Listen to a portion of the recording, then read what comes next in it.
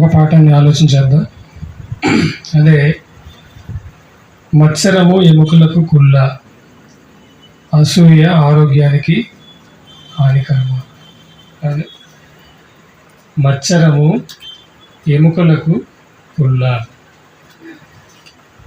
అసూయ ఆరోగ్యానికి హానికరమా అనేటువంటి ఈ పాఠాన్ని మనము కొన్ని నిమిషాలు బైబిల్ నుంచి ధ్యానం చేద్దామండి. ప్రియమైన దేవుని పిల్లలారా, దేవుడు ఈ లోకాన్ని విడిచిపెట్టి అనంత లోకానికి మనిషి వెళ్ళేటువంటి ఈ ప్రయాణంలో మనిషి ఎలా బ్రతకాలి, ఎలా ఉండాలి, ఎలా ఆలోచించాలి, ఎలా బ్రతికితే మనిషి పరలోకానికి వెళతాడు, ఎలా బ్రతికితే మనిషి దేవుడు ఉన్నటువంటి ఆ మహాలోకానికి చేరుకుంటాడు అనేటువంటి విషయాలన్నీ కూడా దేవుడు తన గ్రంథమైనటువంటి బైబిల్ గ్రంథంలో మనకి రాసిచ్చేశాడు.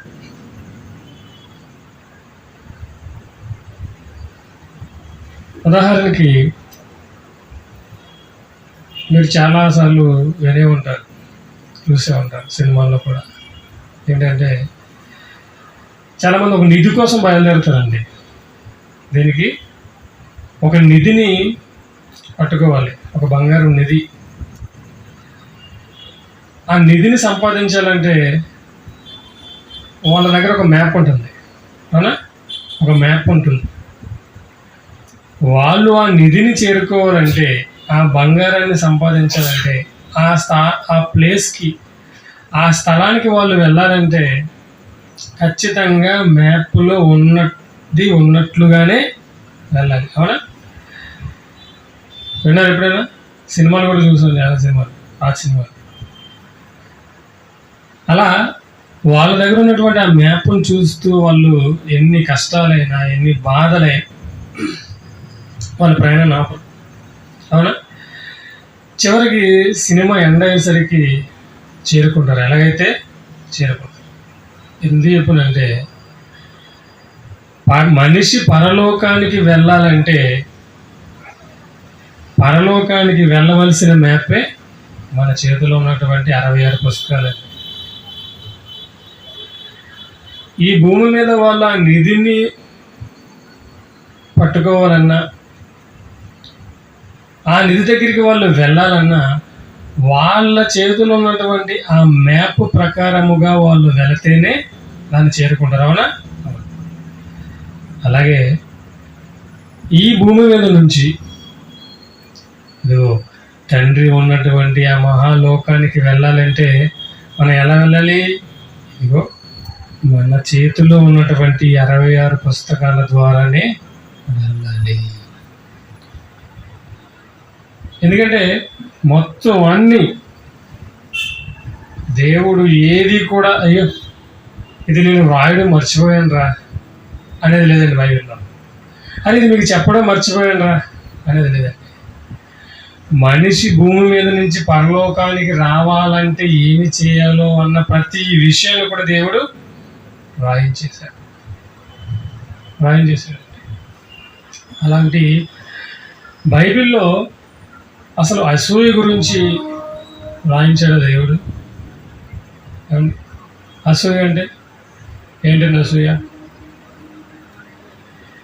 అసూయ అంటే ఎదుటి వాళ్ళు ఎదిగితే మనము వారవలేనితనం అంటారు, చూసారా? వారవలేనితనం అసూయ అనగానే వారవలేనితనం, కుళ్ళితనం అంటారు చూసి. చిన్నపిల్లలు వాళ్ళకి ఏదైనా ఒకరికి ఒకటిచ్చి ఒక్కొక్కరికి 2 ఇస్తే ఏమవుతారు? వాళ్ళు కుళ్ళిపోతారు. వెంటనే వాళ్ళు రియాక్షన్ చూపించేస్తారు, ఏడవడమో లేకపోతే కోపడమో చిరాకు పడడమో చేసేస్తారు. అసూయ అనగానే కుళ్ళు, వారవలేనితనం. అలాగే మత్సరం అనగానే ఏమండి అదొక రకమైన చూపు అనమాట. మత్సరం అంటే అదొక రకమైన చూపు, అదొక రకమైన గర్వం. ఈ అసూయ వలన, ఈ మత్సరం వలన మనిషికి ఏం జరుగుతుంది? అసూయ ఆరోగ్యానికి హానికరం అనే పాఠాన్ని చదువుతున్నాం. అంటే అసూయ వలన ఆరోగ్యానికి హాని జరుగుతుందా? కాబట్టి ఈరోజు మనం ఆరోగ్యాన్ని కాపాడుకోవడానికి ఎన్ని ప్రయత్నాలు చేస్తామండి, అవునా?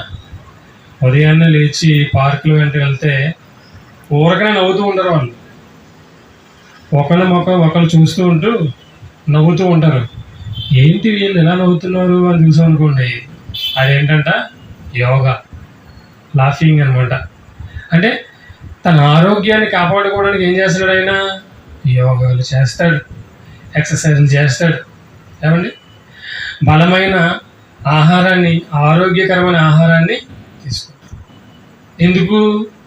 ఆరోగ్యాన్ని కాపాడుకోవడానికి. మరి అలాంటి ఆరోగ్యము అసూయ వలన చెడిపోతుందా? నిజంగా ఈ పాఠం అయ్యేసరికి ఆశ్చర్యపోతారండి మీరు. పాఠం అయ్యేసరికి అంటే ఏదైనా ఆరోగ్యానికి హానికరం అనేసరికి ఏం చేస్తాం? మనం జాగ్రత్త పడతాం. ఎందుకంటే మన ఆరోగ్యాన్ని మనం కాపాడుకోవాలి కాబట్టి. అలాంటిది అసూయ వలన మనిషికి హానికరం అంటే ఎంత ప్రమాదం చూడండి, అవునా? అసలు ఈ అసూయ గురించి దేవుడు బైబిల్లో ఏమి రాయించాడో మనం చూడగలిగితే, యోబు గ్రంథము చూడండి. యోబు గ్రంథము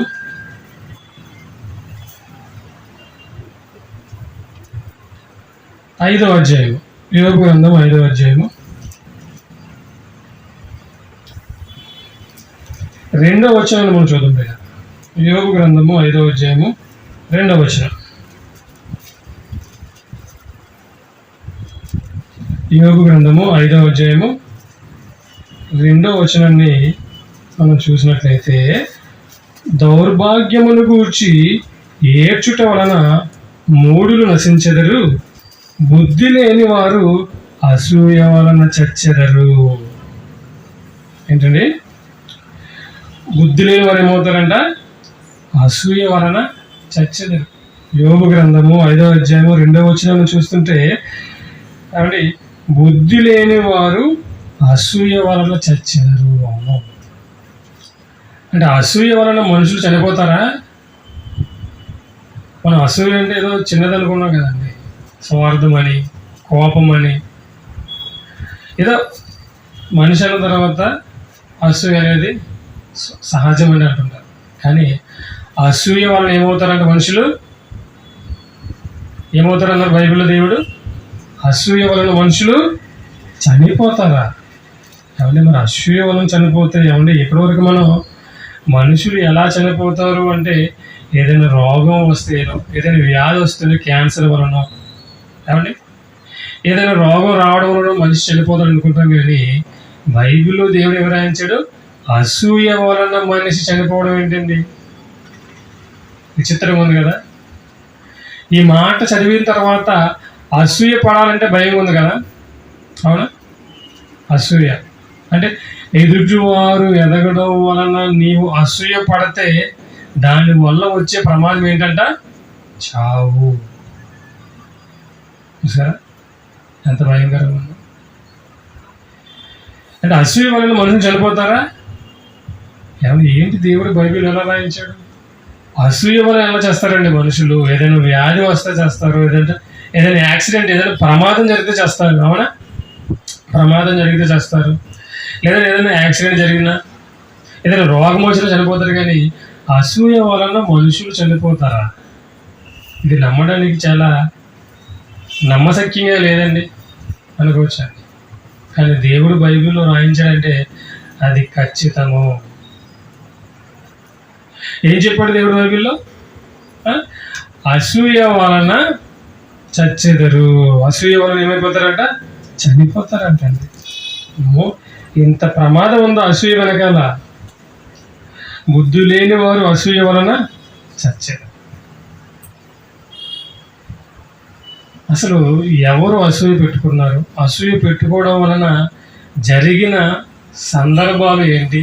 ఎవరైనా చనిపోయారా అని ఒక్కసారి మనం బైబిల్లో చూడగలిగితే ప్రియమైన దేవుని పిల్లరా, ఆదికాండము ప్రారంభానికి వెళ్ళి మనం చూడగలిగితే ఆది కాండము 4వ అధ్యాయము, ఆది కాండము 4వ అధ్యాయము 5వ వచనాన్ని మనం చూడగలిగితే, ఆది కాండము 4వ అధ్యాయము 5వ వచనం, కయ్యనును అతని అర్పణను ఆయన లక్ష్య పెట్టలేదు, కాబట్టి కయ్యనుకు మిక్కిలి కోపము వచ్చి అతడు తన ముఖము చిన్నబుచ్చుకొనగా, యెహోవా కయ్యనుతో, నీకు కోపమేలా, నీవు ముఖమును చిన్నబుచ్చుకుని ఉన్నావేమి, నీవు సత్క్రియ చేసిన ఎడల తల ఎత్తుకొనవా, సత్క్రియ చేయని ఎడల వాకిట పాపము పొంచి ఉండును, నీ ఎడల దానికి వాంఛ కలుగును, నీవు దానిని ఏలుదు అనెను. ఏమండి, సందర్భం అందరికీ తెలిసిందే. ఏమైంది?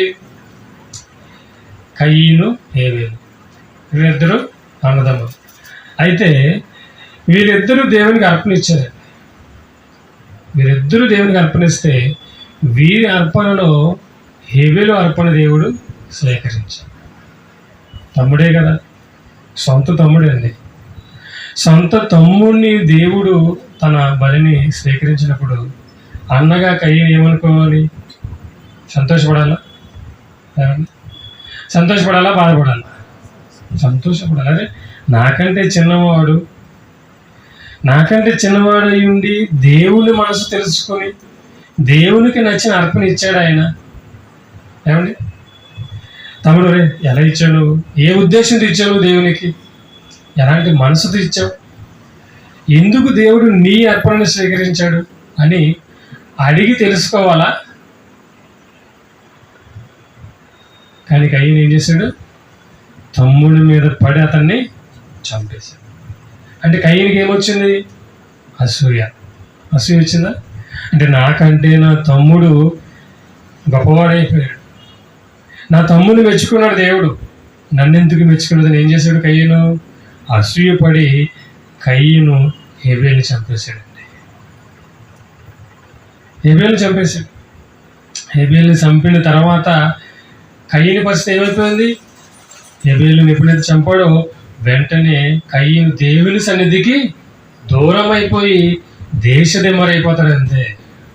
సరే, అసూయ పడ్డాడు హేబేలు మీద, చంపేశాడు. చంపిన కయ్యను పరిస్థితి ఏమైంది? దేవుని సన్నిధికి దూరమై దేశదిమ్మరిగా తన జీవితాన్ని గడిపాడు. సరే, ఇప్పుడు ఒకే ఇంట్లో ఇద్దరు అన్నదమ్ములు ఉన్నారు అనుకోండి, తమ్ముడు పాస్ అయ్యాడు అనుకోండి, అన్నయ్య ఫెయిల్ అయ్యాడు అనుకోండి, ఏం చేయాలి? తమ్ముడు ఫెయిల్ అయిపోయాడు, లేదు తమ్ముడు పాస్ అయ్యాడు, అన్నయ్య ఫెయిల్ అయిపోయాడు. ఇప్పుడు అన్నయ్య కోపంతో తమ్ముడిని చంపేస్తాడా? తమ్ముడు తెలివైనాడు. ఇంట్లో తండ్రి ఏమనుకుంటాడు? తమ్ముడు మెచ్చుకుంటాడు. అలాగని అన్నయ్యని తిడతాడా? లేదు. తమ్ముడు తెలివైనాడు, బాగా చదువుకున్నాడు, పాస్ అయ్యాడు. పెద్దోడు కొంచెం తెలివితేటలు తక్కువ ఉన్నాయి కాబట్టి నెక్స్ట్ ఇయర్ అయినా పాస్ అవుతాడు అనుకుంటాడు. కానీ అసూయ వచ్చిన వాడు ఏం చేస్తాడు? మనసులో అసూయ పెట్టుకున్నవాడు, నాకంటే నా తమ్ముడు బాగా చదివి ఇంట్లో అందరికీ మంచి పేరు తెచ్చిపెట్టాడని ఏం చేస్తాడు? తమ్ముడి మీద అసూయ పడతాడు. అలాగే కయ్యను హేబేలు అర్పణ దేవుడు తీసుకున్నాడని స్వీకరించాడని కయ్యను ఎప్పుడైతే హేబేలు మీద అసూయ పెట్టుకున్నాడో, అతన్ని చంపాడో, వెంటనే అతని పరిస్థితి ఏమైపోయిందండి? దేశదిమ్మరి అయిపోయాడు, దేవునికి దూరం అయిపోయాడు. కయ్యని పరిస్థితి అంటే అసూయ వలన మనుషులు చేస్తారు అని మనం ఆలోచిస్తుంటే అసూయ వలన మనిషికి చాలా ప్రమాదం. మరొక సందర్భాన్ని కూడా మనం చూడగలిగితే ప్రియమైన ఏమంటున్నారా? అదే ఆది కాండము 37వ అధ్యాయం, అదే ఆది కాండము 37వ అధ్యాయము 4వ వచనం నుంచి మనం చూడగలిగితే, ఆది కాండము 37వ అధ్యాయము 4వ వచనాన్ని మనం చూడగలిగితే, అతని సహోదరులు తమ తండ్రి అతనిని తమ అందరికంటే ఎక్కువగా ప్రేమించుట చూచినప్పుడు వారు అతని మీద పగబట్టి అతనిని క్షేమ సమాచారమైనను అడగలేకపోయిరి. చూసారా? ఏసేపుని ఏం చేశాడంటే యాకోబు అతని సహోదరులు తమ తండ్రి అందరిని ఏమండి అతని సహోదరులు తమ తండ్రి అతనిని తమ అందరికంటే ఎక్కువగా ప్రేమించుట చూసినప్పుడు వారు అతని మీద పగబట్టి ఇదే చూసారా. అంటే ఎప్పుడైతే యాకోబు యేసేపుని ఎక్కువగా ప్రేమిస్తున్నాడో మిగిలిన సహోదరులకు ఏం కలిగింది? పగ చూసారు, పగ పెట్టుకున్నారా? నా తండ్రి ఎందుకు మాకంటే ఎక్కువగా యేసేపుని ప్రేమిస్తున్నాడు అని వీళ్ళు ఏం చేశారంట? పగ పెట్టుకున్నారు. 11వ వచనం చూద్దామండి. 11వ వచనం చూడండి. అతని సహోదరులు అతని యందు అసూయపడిరి. ఏమండి ఎప్పుడైతే యాకోబు యేసేపుని ఎక్కువగా ప్రేమిస్తున్నాడో వాళ్ళ సహోదరులు ఏం చేశారు? అసూయపడ్డారు, పగ పెట్టుకున్నారా? నా తమ్ముడే కదా, ఏమండి నా తండ్రి కుమారుడే కదా, మా తోబుట్టువే కదా అని అనుకోలేదా? అనుకోలేదు. ఏం చేశారండి వాళ్ళు? పగ పెంచేసుకుంటూ ఏంటండి? పగ. అసూయ పడ్డం ఏంటండి? అసూయ పగ పెట్టుకుని వాళ్ళు ఏం చేశారు? అసూయ పడిపోయి ఎలాగైనా సరే వీడిని ఇక్కడి నుంచి పంపించేయాలనుకున్నారండి. ఈరోజు మనలో కూడా ఉండదండి చాలా మందిలో. మనకంటే ఎక్కువ ఎవరినన్నా ప్రేమించిన, మనల్ని కాదని మన పక్కన వారిని ఎక్కువగా గౌరవించిన మనలో తెలియని అసూయ కలుగుతుందామనా? చాలా ప్రమాదం ప్రియాలి. ఇది చాలా ప్రమాదం. మొదటిగా కయ్యను మనం చూసాం. అసూయ వలన కయ్యను ఏమైపోయాడు? దేశదిమ్మరైపోయి దేవుడికి దూరం అయిపోయాడు. ఇప్పుడు యేసేపు సహోదరులు మనం చూస్తున్నాం, యాకోబు కుమారులు మనం చూస్తుంటే ఏం చేస్తున్నారు? వాళ్ళు యేసేపు మీద వాళ్ళు ఏం చేశారు? అసూయ పెట్టుకున్నారు, పగ పెట్టుకున్నారు. పగ పెట్టుకుని ఎలాగైనా సరే ఏం చేయాలి? మనం యేసేపుని చంపేయాలనుకున్నారండి. యేసేపుని చంపేయాలనుకున్నారు. కానీ ఆఖరికి వాళ్ళ పరిస్థితి ఏమైందో తెలుసా? చూడండి, ఆఖరికి దేవుడు వాళ్ళ పరిస్థితి ఎలా మార్చేశాడో ఆదికాండము 42వ అధ్యాయము 6వ వచనాన్ని మనం చూడగలిగితే దేవుని పిల్లారా, ఆదికాండము 42వ అధ్యాయం 6వ వచనం. అప్పుడు యేసేపు ఆ దేశం అంతటి మీద అధికారి అయి ఉండెను. అతడే ఆ దేశ ప్రజలందరికీ ధాన్యము అమ్మకము చేయవాడు గనుక యేసేపు సహోదరులు వచ్చి ముఖములు నేలను మోపి అతనికి వందనము చేసిరి. సరే, ఎప్పుడైతే యేసేపు సహోదరులు పగబట్టారో, అతని మీద అసూయపడ్డారో, ఒకనాటికి యేసేపు పరిస్థితి ఏమైపోయింది? ఆ దేశం అంతటి మీద ఎలా ఉన్నాడైనా యేసేపు అధికారిగా ఉన్నాడు. ఆ దేశం అంతటి మీద అధికారిగా ఉన్నాడు. ఎవడు? యేసేపు. మంచివాడు. అన్నలు అతని మీద పగబెట్టుకున్నారు, అన్నలు అతని మీద అసూయ పడ్డారు. కానీ ఇతను ఎప్పుడు వాళ్ళ మీద అసూయ పడలేదు, పగ వాళ్ళ మీద పెంచుకోలేదు. పగబెట్టిన, అసూయ పడిన ఏం చేశాడు తెలుసా? ప్రేమించాడు. యేసేపు ప్రేమించాడు. అలా ప్రేమించబట్టి దేవుడు యేసేపుని ఏం చేశాడు? ఒక దేశం మీదే అధికారిగా ఉంచాడు. పగ పెట్టుకున్నటువంటి సహోదరులను, అసూయ పెట్టుకున్నటువంటి సహోదరులను ఏం చేశాడు దేవుడు? ఏమైపోయారు వీళ్ళు? 6వ వచనంకి వచ్చినప్పటికీ యేసేపు సహోదరులు వచ్చి ముఖములు నేల మోపి అతనికి వందనము చేసిరి. అర్థమవుతుందండి? ప్రారంభంలో కయ్యను పరిస్థితి ఏమైపోయింది? అసూయ పెట్టుకున్న కయ్యను పరిస్థితి దేశదిమ్మరైపోయాడా? ఇప్పుడు యేసేపు మీద అసూయ పెట్టుకున్నటువంటి అన్నదమ్ముల పరిస్థితి ఏమైపోయింది? మరలా తిరిగి యేసేపు కాళ్ళ మీద పడే పరిస్థితి వచ్చింది. దేశమంతా కరువు కలిగింది. వీళ్ళకి ఆహారం కావాలి, అవునా? ఆహారం కావాలంటే ఆ దేశానికి అధికారిగా ఉన్నటువంటి యేసేపే వాళ్ళకి ఇవ్వాలి. దీన్ని బట్టి మీకు ఏమర్థమైంది? మనము ఎవరి మీదైతే అసూయ పెట్టుకుంటామో మనము వెళ్ళి వాళ్ళ కాళ్ళ మీద పడతాం అన్నమాట, అవునా? అసూయ వలన చచ్చేదురు అన్నాడు దేవుడు యోబు గ్రంథంలో. అంటే ఇప్పుడు అసూయ పెట్టుకున్న వాళ్ళందరూ ఏమైపోతున్నారు? ఎవరి మీద అయితే అసూయ పడుతున్నారో చివరికి వాళ్ళ కాళ్ళ దగ్గరికి వెళ్ళిపోతున్నారు. యోసేపు మీద అన్నదమ్ములు అందరూ అసూయ పెట్టుకున్నారా? పగ పెంచుకున్నారా? చంపేయాలనుకున్నారా? అనుకున్నారా? కానీ యోసేపు వాళ్ళ మీద ఎటువంటి దురాలోచన చేయలేదు. మంచివాడు యోసేపు. ఏం చేశాడు? దేవుడు యోసేపుని హెచ్చించాడు, దీవించాడు. చివరికి అసూయ పడినటువంటి వీళ్ళు ఎక్కడికి వెళ్ళారు? యోసేపు పాదాల యొద్దకు వెళ్ళారు. అమ్మో! అంటే మనం ఎవరి మీదైనా అసూయ పడితే మనం ఏమైపోతాం? మరలా చివరికి మనం అసూయ పడిన వాళ్ళ కాళ్ళ దగ్గరికే వెళ్ళాలి. అంటే అసూయ వెనకాల ఇంత చరిత్ర ఉందండి. ఇంత చరిత్ర ఉంది కాబట్టి దేవుడు తన గ్రంథంలో ఈ మాటలు వ్రాయించాడండి. అంటే అసూయ వెనకాల ఎంత ప్రమాదం ఉందా? చాలా ప్రమాదం ఉంది, చాలా ప్రమాదం. చూడండి, మరొక సందర్భాన్ని మనం చూడగలిగితే కీర్తన గ్రంథము 106వ అధ్యాయం. కీర్తన గ్రంథము 106వ అధ్యాయము. కీర్తన గ్రంథము 106వ అధ్యాయము 16వ వచనం చూద్దాం. లేదా 16వ వచనం. వారు తమ దండు పాలములో మోషే యందును యెహోవాకు ప్రతిష్ఠుడైన అహరోను నందును అసూయపడిరి. ఏమైపడాలంట? అసూయపడిరి. ఎవరి యందు? ప్రతిష్ఠుడైన మోషే యందును యెహోవాకు ప్రతిష్ఠుడైన అహరోను నందును అసూయపడిరి. భూమి నేడ విరిచి దాతానును మృంగెను. అది అభిరాము గుంపును కప్పివేసెను. మోషే మీద అహరోను మీద అసూయ పడిన వారి పరిస్థితి ఏమైపోయింది? భూమిలో వారిని మృంగేసి. అంటే అసూయ వలన మనుషులు చస్తున్నారా? చచ్చిపోతున్నారు.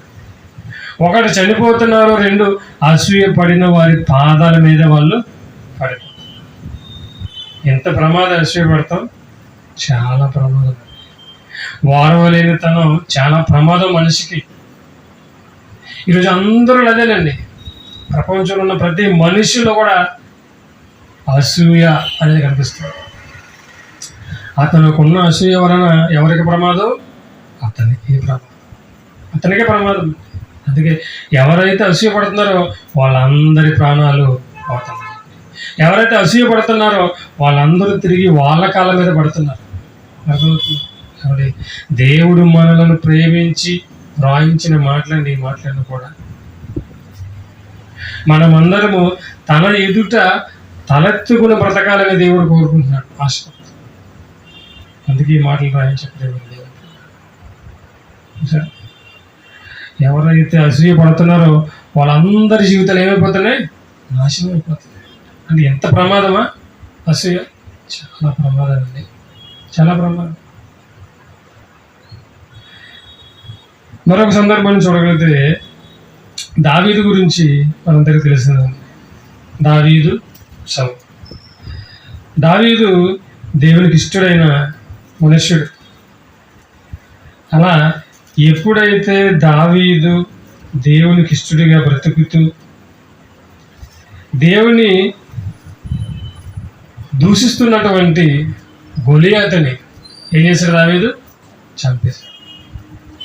ఎప్పుడైతే దావీదు ఇశ్రాయేలీయుల మీదకి యుద్ధానికి వచ్చినటువంటి ఫిలిష్తీయులైనటువంటి గొలియాతుని దావీదు దేవుని యొక్క బలంతో, అంటే దేవుడి మీద ఉన్నటువంటి భక్తితో గొలియాతుని చంపేశాడో వెంటనే ఏమైపోయాడు? దావీదు హీరో అయిపోయాడు. అప్పటి వరకు సౌలు గురించి చెప్పుకున్నటువంటి ఇశ్రాయేలు అందరూ కూడా ఎవరి గురించి చెప్తున్నారు? దావీదు గురించి. ఎప్పుడైతే జనం ఇలా పాటలు పాడడం ప్రారంభించారో సౌలులో ఒకలాంటి ఆలోచన ప్రారంభమైంది. ఏంటది? అసూయ. ఎప్పుడైతే దావీదుని జనం పొగుడుతున్నారో, ఎప్పుడైతే దావీదుని జనం ప్రేమిస్తున్నారో అప్పటి వరకు లేనటువంటి ఒక ఆలోచన సౌలులో ప్రారంభమైంది. చూడండి, ఆ సందర్భం మనం చూడగలిగితే సమూయేలు మొదటి గ్రంథము 18వ అధ్యాయం, సమూయేలు మొదటి గ్రంథము 18వ అధ్యాయము 7 నుంచి మనం చూడగలిగితే, 7 నుంచి, ఆ స్త్రీలు గాన ప్రతిగానము చేయుచు వాయించుచు సౌలు వేల కొలదియు, దావీదు ఏంటంట 10,000 కొలదియు శత్రువులను హతము చేసిరని, శత్రువులను హతము చేసిరని రీ.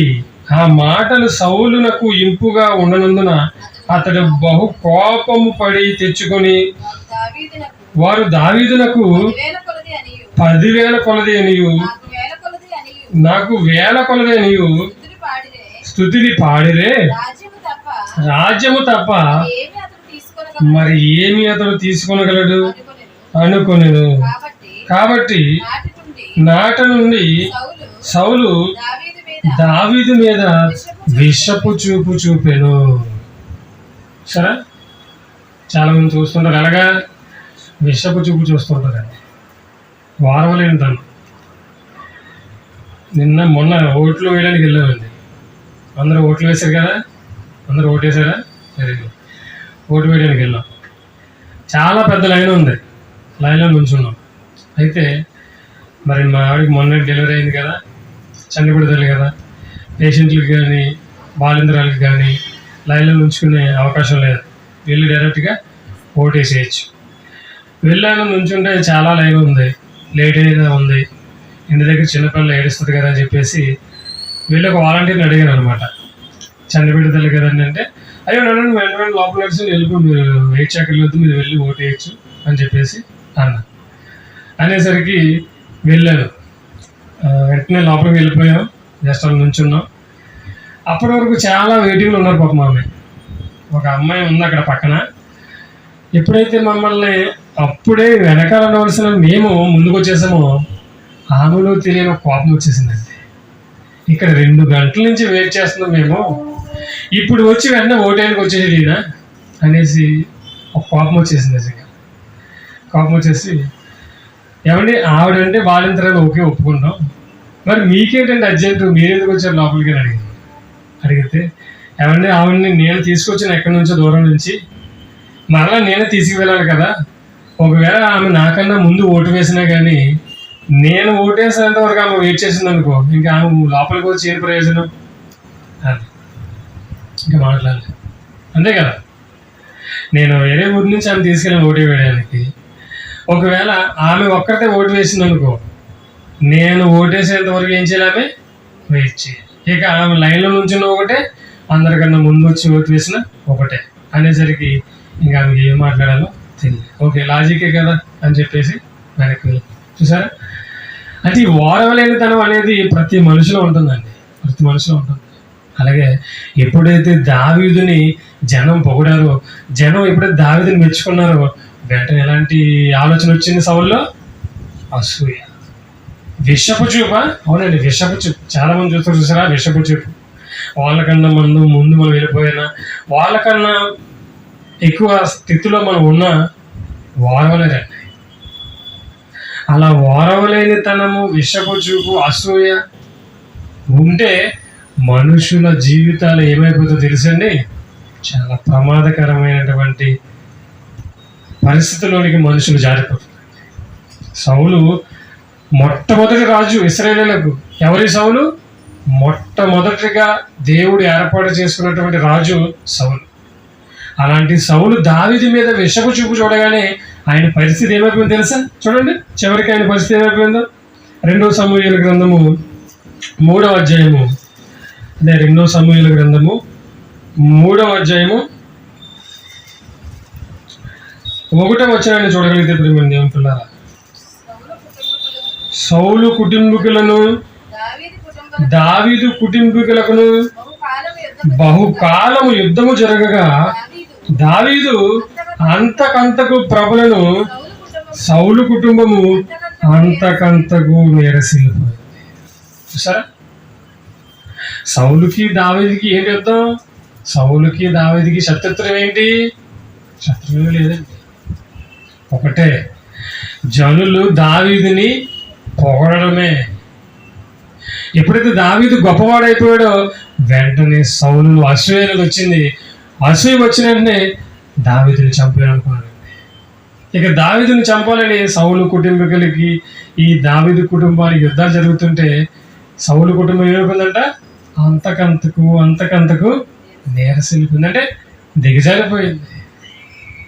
దావీదు కుటుంబం అంతకంతకు అభివృద్ధి చెందింది. ప్రియమైన దేవుని పిల్లారా, అంటే దేవుడు మనతో చెబుతున్నటువంటి మాటలు ఏంటంటే, ఆయన మీరేం చేయొద్దు, అసూయ పడకండి, మీరు విషపు చూపు చూడకండి, మీరు ఓరవలేని వారిగా ఉండకండి. ఇదిగో ఏమండి, పాత నిబంధనలో మాటలన్నీ ఎందుకు రాయించాలనుకున్నాడు దేవుడు? మనకు బుద్ధి కలగడానికే. అవునా? మనకి బుద్ధి కలగాలని దేవుడు ఈ మాటలన్నీ రాయించాడండి, చరిత్ర రాయించాడు. ఇదిగో ఆయన ఇలా జరిగింది చరిత్ర, మీరు జాగ్రత్త పడాలి. మీరు అసూయలు ఉండకూడదు. ఒక కయ్యూను పరిస్థితి, ఓ యేసపు మీద అసూయ పడిన అన్నదమ్ముల పరిస్థితి. ఏమండి, ఈరోజు సౌలు పరిస్థితి ఏమైపోయింది? ఆఖరికి సౌలు తన కత్తి మీద తానే పడి చనిపోయే స్థితికి దిగజారిపోయాడంటే గల కారణం ఏంటో తెలిసింది? దావీదు మీద అసూయ పడడమే. అసూయ వెనకాల ఎంత ప్రమాదం ఉందా అంటే చాలా ప్రమాదం ఉందండి, చాలా ప్రమాదం ఉంది. సరే, అసూయ పడిన వాళ్ళ జీవితాల్లో మనశ్శాంతి ఉండదండి, నిజంగా మనశ్శాంతి ఉండదండి. ఎదుటి వాళ్ళ అభివృద్ధిని ఒకవేళ మనం తట్టుకోలేకపోతున్నామా, మనశ్శాంతి ఉండదండి. మన ఆరోగ్యం పాడైపోతుంది, చివరికి వెళ్ళే కొంత మనకు అర్థమవుతుంది. మన ఆరోగ్యం మనమే పాడు చేసుకుంటాం. మనకు తెలిసి ఏంటి, సినిమాల్లో వేస్తారు కదండి, ఏంటది, మద్యము సేవించుట, పొగ త్రాగుట ఆరోగ్యానికి హానికరం అంటారు. కానీ అసూయపడుట హానికరం మనిషికి. మర్చిపోయారు. ఈ అసూయ కనిపిస్తుంది అనుకుంటారు. సిగరెట్ తాగినవాడైనా మందు తాగినవాడైనా బతుకుతాడు. కానీ అసూయ పడిన వాడు ఏమైపోతున్నాడు? చచ్చిపోతున్నారు, నాశనం అయిపోతున్నారు. చూసారు, ఇప్పటివరకు మనం చూసాం. అసూయ ఆరోగ్యానికి హానికరం అంటే చాలా ప్రమాదం. ప్రియమైనది ఉంటున్నారు. ఒకసారి మీ మనసులో ఎవరి మీదైనా ద్వేషం ఉంటే అవన్నీ తీసి ఉండండి, ఒకసారి ఆలోచించండి. ఎంత ఫ్రీగా ఉంటుందంటే మైండ్, ఎంత సంతోషంగా ఉంటుందంటే హృదయం చాలా సంతోషంగా ఉంటుందండి. అర్థమవుతుందండి? దేవుడు తన పిల్లలుగా మనల్ని ప్రేమించి మన జీవితాలకు కావలసిన ప్రతి విషయాన్ని కూడా దేవుడు బైబిల్లో రాయించేశాడండి. అసూయ పడడం వలన మనిషి జీవితాలు ఏమైపోతున్నాయి? నాశనం అయిపోతున్నాయి. ప్రేమైన దేవుడు, ఇలా చదువుకుంటే ఇంకా చాలా చరిత్ర ఉందని బైబిల్లో. చాలా మంది ఉన్నారు, మనకు సమయము సరిపోదు. సరే, అసూయ ఆరోగ్యానికి హానికరం అంటే హానికరం. అసూయ పడిన వారి జీవితాలు ఏమైపోయినాయి? నాశనం అయిపోయినాయి. కాబట్టి మనలో ఎప్పుడు కూడా అసూయ, విషపు చూపు, ఓరవలేనితనం అనేవి రాకూడదండి. ఎప్పుడు మనకన్నా మన సహోదరుడు బాగా చెప్పాడా, మెచ్చుకోవాలి. బాగా పాడారా, మెచ్చుకోవాలి. బాగా అభివృద్ధిలోకి వస్తున్నాడా, మెచ్చుకోవాలండి. ఎలా నీవు ఇలా సంపాదిస్తున్నావు, ఎలా ఎదుగుతున్నావు, నీ ఆలోచనలు ఏంటని సంతోషపడాలి మనం. అలా సంతోషపడితే దేవుడు మనలో కూడా ఏం చేస్తాడు? అభివృద్ధి చేస్తాడు. ఎదుటి వాళ్ళను చూసి ఒకవేళ మనం బాధపడితే మన జీవితాలు ఏమైపోతాయి? నాశనం అయిపోతాయి. వాడు ఎదుగుతూనే ఉంటాడు, మనము దిగుతూనే ఉంటాం. అభివృద్ధి ఉండదండి, అభివృద్ధి ఉండదు. సార్, దేవుడు బైబిల్లో చెప్పేశారండి మాటలన్నీ. దేవుడు బైబిల్లో ఈ మాటలన్నీ కూడా ఎప్పుడో మనకి వాయించి ఇచ్చేశారు. గలతీయులకు రాసిన పత్రిక, క్రైస్తవులుగా మనల్ని దేవుడు ఏం చేయమంటున్నాడో మనం చూడగలిగితే, గలతీయులకు రాసిన పత్రిక 5వ అధ్యాయము, గలతీయులకు రాసిన పత్రిక అపోస్తలుడైన పౌలు 5వ అధ్యాయము 26వ వచనాన్ని మనం చూడగలిగితే, ఒకరినొకరము వివాదమునకు రేపకయు ఒకరి యందొకరము అసూయ పడకయు వృధాగా అతిశయ పడకయు పొందుము. ఏమండి, క్రైస్తవులంగా క్రొత్త నిబంధనలో ఉన్నటువంటి మనము ఎలా ఉండాలన్నాడు దేవుడు? ఇదిగో, ఒకరి యందొకరు వివాదమునకు రేపకయు, ఒకరి యందొకరు అసూయ పడకయు. అదే కదండి, నేటి క్రైస్తవులో కూడా ఉంది అసూయ. ఉందండి బాబు. నేటి క్రైస్తవుల్లో కూడా బైబిల్ పట్టుకున్న వాళ్ళు కూడా అసూయలండి. అందరిలో కూడా ఇది. చర్చికి వెళ్తారు, బైబిల్ పెట్టుకుంటూ వెళ్తారు, వాక్యం వింటారు, ప్రార్థన చేస్తారు, పాటలు పాడతారు, కానీ అసూయ తెలియలేదండి. దేవుడి మాటలు చెప్పాడని, దేవుడి మాటలు బైబిల్లో రాయించాడని తెలియలేదండి. చెప్పరు కదండి ఇలాంటి సందర్భాలు. ఎక్కడ చెప్పరు? అలా అసూయ పడకూడదని, అసూయ పడితే జీవితం నాశనం అయిపోతుందని, అసూయ పడితే నీ జీవితం ఇంకా కిందకి వెళ్తావు కానీ అభివృద్ధిలోనికి రాలేవు నీవు అని ఎవరు చెప్పరు కదా. స్కూల్లో పిల్లలకైనా చెబితేనే కదా అర్థమయ్యేది. చెప్పకపోతే వారికేం తెలుస్తుంది చెప్పండి. 2 రెళ్ళు 4 అంటే ఓకే 4 అని రాసుకుంటారు. 2 రెళ్ళు 6 అని చెప్పండి, 6 అనేది నేర్చుకుంటారు. అలాగే బైబిల్లో ఉన్నటువంటి మాటలు వాళ్ళకి నేర్పించక ఏమైపోతున్నారు? చేతిలో బైబిల్ ఉన్నా, దేవుడి మాటలు కలిగి ఉన్నా వాళ్ళకి తెలియక ఈరోజు అసూయలతోనే వాళ్ళందరూ కూడా బ్రతుకుతున్నారు. ఏమన్నాడు దేవుడు? ఇదిగో, మీరు ఒకరి యందొకరు వివాదమునకు రేపకయు, ఒకరి యందొకరము అసూయ పడకయు. అంతా చేసామండి, దేవుడు ఇంత ఇచ్చామండి, అంత ఇచ్చామండి, అలాగే నిలగండి నేను చేశారా? కానీ నీ సహోదరుని మీద నువ్వు అసూయ పెట్టుకుంటే నీవు పడిన ప్రయాసం ఏమైపోయింది? వృధా. ఎన్ని చేయి ఏమి చేయి, నీ పక్కన ఉన్న నీ సహోదరుని మీద ఒకవేళ నువ్వు అసూయ పడితే నీ భక్తి దేవుని యొద్దకు చేరదు. సార్, అసూయ వలన మనిషికి ఎంత ప్రమాదం అంటే చాలా ప్రమాదం అండి. మరొక సందర్భాన్ని మనం చూడగలిగితే యాకోబు రాస్తూ యాకోబు పత్రిక ముగించుకుందాం. యాకోబు రాసిన పత్రిక 3వ అధ్యాయము 14వ వచనాన్ని చూడుతుంటే, యాకోబు రాసిన పత్రిక 3వ అధ్యాయం 14. అయితే మీ హృదయములలో సహింపవలనవి కానీ మత్సరమును వివాదమును ఉంచుకొనిన వారైతే అతిశయపడవద్దు, సత్యమునకు విరోధముగా అబద్ధమాడవద్దు. ఈ జ్ఞానము పైనుండి వచ్చినది కాక భూ సంబంధమైనది, ప్రకృతి సంబంధమైనది, దయ్యముల జ్ఞానము వంటిదనై ఉన్నది. చూసారా? ఎప్పటి వరకు మేము ప్రార్థనకి వెళ్తున్నామండి, బైబిల్ విన్నామండి, బైబిల్ చదవమండి, అయినా మాలో మత్సరము, అసూయ, కోపం ఎన్ని ఉన్నాయన్నారా? అయితే ఏమన్నాడు? అయితే మీ హృదయములలో సహింపవలనివి కానీ మత్సరమును వివాదమును ఉంచుకున్న వారైతే అతిశయపడవద్దు, సత్యమునకు విరోధముగా అబద్ధమాడవద్దు. నేను రోజు బైబిల్ చదువుతున్నానండి, నేను రోజు బైబిల్ వింటున్నానండి, అయినా నేను అసూయ పడుతున్నానండి అంటున్నారా? అయితే మీరు ఏం చేస్తున్నారు? సత్యానికి అబద్ధం చెప్తున్నారు, మీరు అబద్ధం ఆడుతున్నారు. నిజంగా మీరు వాక్యాన్ని వింటే, నిజంగా పైనుండి వచ్చిన జ్ఞానాన్ని మీరు నేర్చుకుంటే మీలో ఏముండకూడదు? అసూయ ఉండకూడదు. ఇంతకాలం మేము ప్రార్థనకి వెళ్ళినా, ఇంతకాలం మేము క్రైస్తవులకు బ్రతినా మాలో అసూయ, కలహము, మత్సరం ఉందంటే మీరు వింటున్నటువంటి బోధ ఏంటది? అసత్యం. నిజముగా మీరు వింటున్న బోధ సత్యం అయితే, పైనుండి వచ్చిన జ్ఞానం అయితే మీలో మత్సరము కానీ అసూయ కానీ వివాదము కానీ ఉండదు. సరే అండి.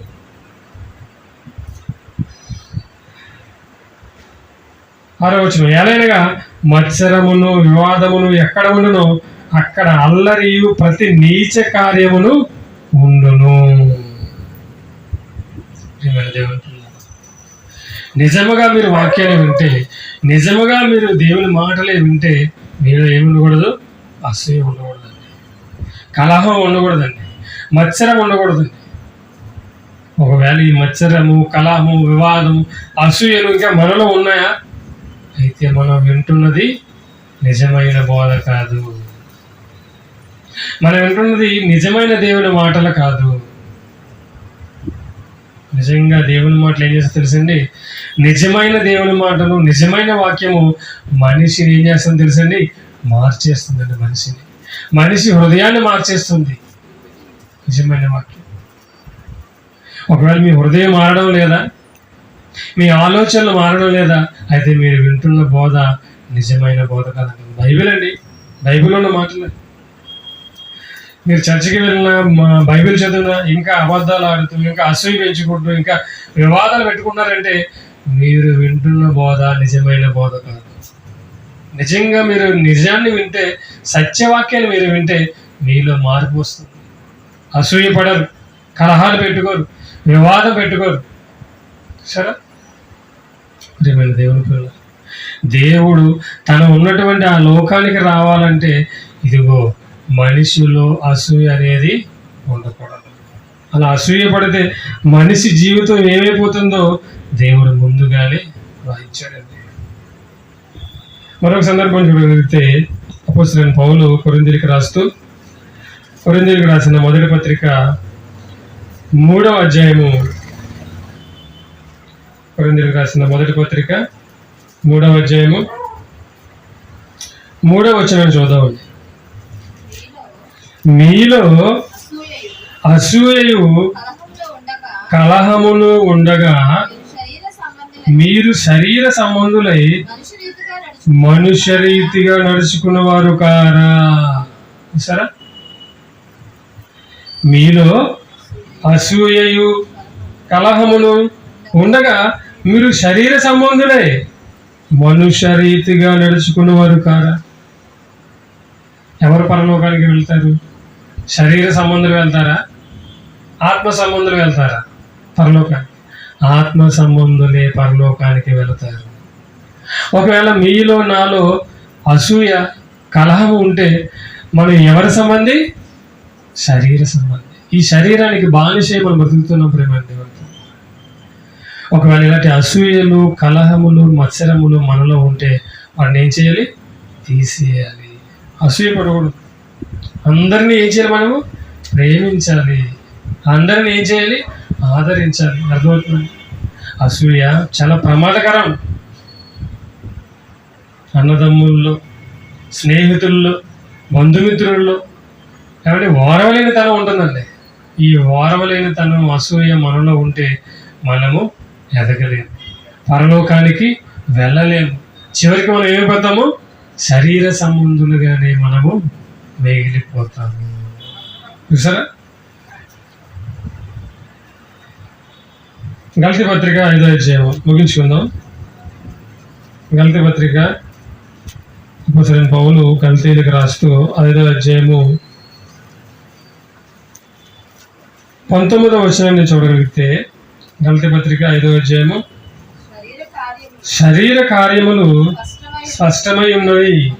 అవి ఏమనగా జారత్వము, అపవిత్రత, కాముకత్వము, విగ్రహారాధన, అభిచారము, ద్వేషములు, కలహము, మత్సరములు, క్రోధములు, కక్షలు, భేదములు, విమతములు, అసూయలు, మత్తతులు, అల్లరితో కూడిన ఆటపాటలు. చూసారా? అసూయ ఏంటండి? అసూయ శరీర కార్యములు. అర్థమవుతుందండి? శరీర కార్యాల్లో ఉన్నటువంటిది ఈ అసూయ. ఈ అసూయ ఉన్న వారికి ఏమవుదు? పరలోక ప్రాప్తి లేదు.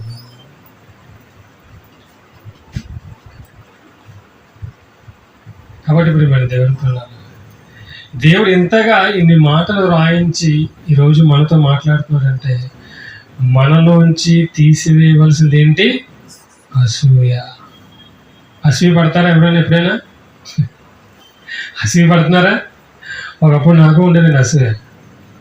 ఎప్పుడైతే ఈ మాటలు చదువుకున్నానో, ఎప్పుడైతే ఈ పాఠం రాసుకున్నానో, ఎందుకు చెప్పండి, ఏం పట్టుకెళ్ళిపోతాం? ఏమీ పట్టుకెళ్ళాం, ఏది తీసుకెళ్ళాం. పేరు కూడా తీసుకెళ్ళామండి. ఏది మనతో రాదు. ఎందుకు చెప్పండి? ఈ పగలు, ద్వేషాలు, అసూయ. ఎలా వచ్చామో భూమికి అలాగే తిరిగి వెళ్ళిపోవాలి. ఈ పగలు పెట్టుకోవడం వల్ల, ఈ అసూయలు పెట్టుకోవడం వల్ల మన ఆరోగ్యం పాడైపోతుందండి. నిజమండి, మన ఆరోగ్యం అయిపోతుంది, పాడైపోతుంది. ఏమంటే మొన్న ఓటు వేసేంత వరకు ఏం చేసి తెలిసింది మనుషులు, ఓటు వేయడానికి లోపలికి వెళ్ళేంత వరకు తమ్ముడు మర్చిపోకు మర్చిపోకు అన్న అసలు అన్నారు. వెళ్ళి లోపలికి ఓటు వేసి వచ్చేసిన తర్వాత అసలు ఎవరితను ఎవరి మీది ఒక్కరు కూడా తలెత్తి చూసిన ఇది లేదండి. అంటే చూసారు మనుషులు ఎలా ఉంటారు, అవసరం ఉన్నంత వరకే వాళ్ళు ఏం చేస్తారు, ఏదైనా మంచి అయినా చెడైనా సరే అవసరం తీరిన తర్వాత వదిలేస్తారు. అవసరమో మనకి చెప్పండి. ఈ చిన్న జీవితంలో మనం దేన్ని సంపాదించుకోవాలి, పరలోకాన్ని సంపాదించుకోవాలి. ఈ దేవుడిచ్చిన ఈ చిన్న జీవితంలో నిత్య జీవాన్ని మనం సంపాదించుకోవాలండి. దాన్ని విడిచిపెట్టి ఈ మనుషుల మధ్య కొట్లాడుకుంటూ పగలు, ద్వేషాలు, అసూయలు, వాడు నాకంటే మంచి ఇల్లు కట్టుకున్నాడు, వాడు నాకంటే పెద్ద బండి కొనుక్కున్నాడు, వాడు నాకంటే మంచి మొబైల్ వాడుతున్నాడు. ఎందుకు?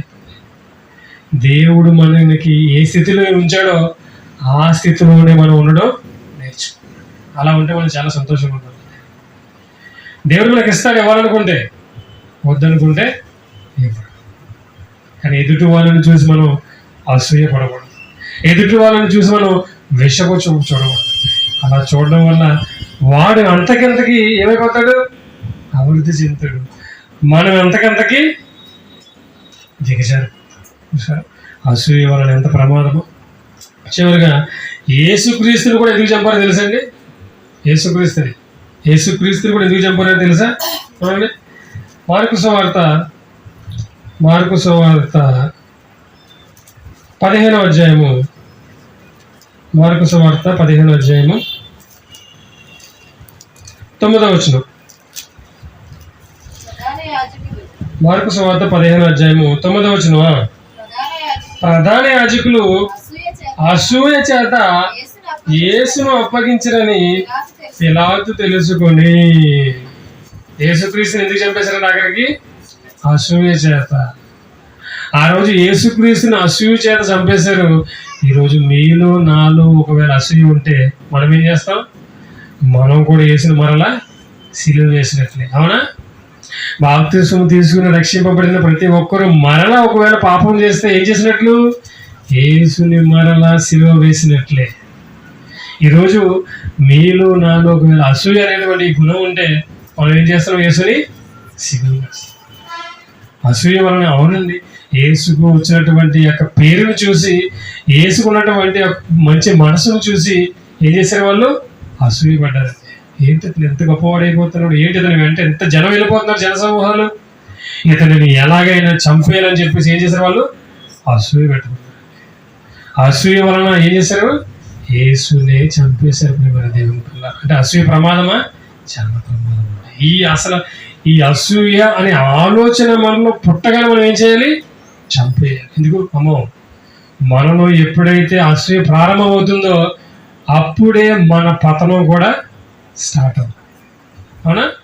ఎదుటి వాళ్ళ మీద అసూయ పడటం ఎప్పుడైతే మనం ప్రారంభిస్తామో మన జీవితం నాశనం కూడా అప్పుడే ప్రారంభం. కాబట్టి ఏం చేయాలి? అసూయ అని రాగానే మనం ఏం చేయాలి? దాన్ని చంపలే. ఎవరి మీద కోపం ఉండకూడదు, ఎవరి మీద పగ ఉండకూడదు, ఎవరి మీద ద్వేషం ఉండకూడదండి. అందరిని ప్రేమించండి. ఒక్కసారి మీరు ప్రయత్నించి చూడండి, మీకు తెలియకుండానే మీ జీవితాన్ని దేవుడు ఏం చేస్తాడు? మార్చేస్తాడు. మీకు తెలియకుండానే దేవుడు మీ జీవితాన్ని మార్చేస్తాడండి. అందరిని ప్రేమించి చూడండి, ఎవరి మీద ద్వేషం పెట్టుకోకండి, ఎవరి మీద అసూయ పెట్టుకోకండి. వెంటనే దేవుడు ఏం చేస్తాడు? మార్చేస్తాడు. చివరిగా సామెతల గ్రంథము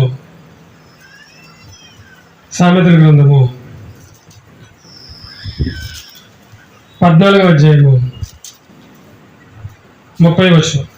సామెతల గ్రంథము 14వ అధ్యాయము 30వ వచనం చూడగలిగితే, సాత్వికమైన మనస్సు శరీరమునకు జీవము, మత్సరము ఎముకలకు కొల్లు.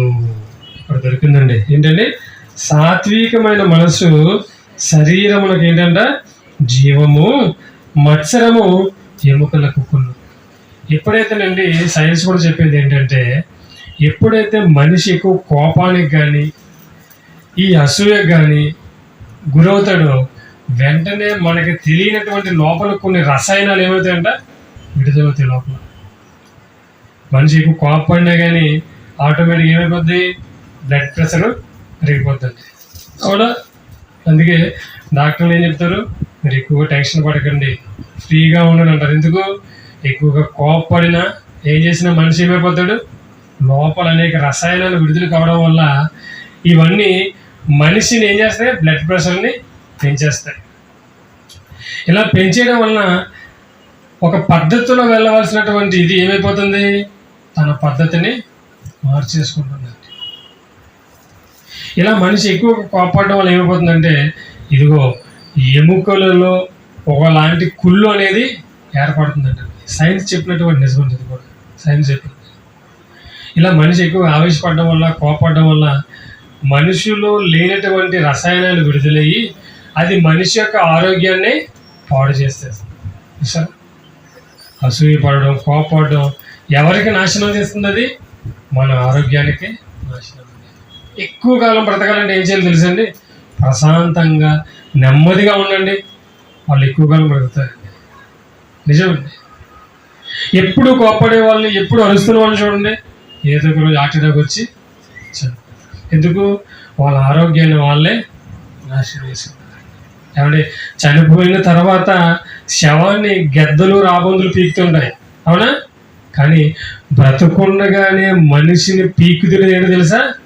అసూయ. అసూయ.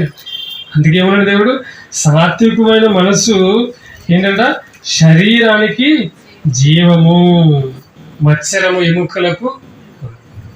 సాత్వికం, సహించే గుణం, మంచి గుణం అండి. ఈ గుణంతో ఉండండి, ఎక్కువ కాలం బ్రతకొచ్చు. మత్సరం అంటే వారవలేనితనము, కుళ్ళు, అసూయ ఇవి ఉంటే ఇదిగో మన శరీరాన్ని మన చేతులతో మనం ఏం చేస్తున్నాం, నాశనం చేస్తాం. కాబట్టి ఆరోగ్యంగా బ్రతకాలనుకుంటున్నారా? ఏం చేయాలి? ప్రేమగా బ్రతకాలి, అందరినీ ప్రేమించాలి. అప్పుడు ఎక్కువ ఆయుష్తో మనం బ్రతుకుతాం. దేవుని యొక్క ఆశీర్వాదం మన మీద ఉంటుంది. సరే, అసూయ ఆరోగ్యానికి హానికరం అంటే హానికరం. అసూయ పడినా, మత్సరపడినా, కోపడినా మన చేతులతో మన జీవితాన్ని, మన శరీరాన్ని మనమే నాశనం చేసుకో, పాడు చేసుకో. కాబట్టి అసూయలు, ఈ యొక్క మత్సరము, కుళ్ళు ఇలాంటివి మన హృదయంలోకి రానివ్వకుండా దేవుడు ఏం చెప్పాడు, అందరినీ ప్రేమించుకున్నాడు. కాబట్టి అందరినీ ప్రేమిస్తూ దేవుడిచ్చిన పనిని ఈ భూమి మీద జరిగిస్తూ ఇదిగో ఆ మహాలోకానికి మీరు అందరూ చేరుకోవాలని మనస్ఫూర్తిగా కోరుకుంటూ ఇలా మాటలు ముగిస్తున్నాను.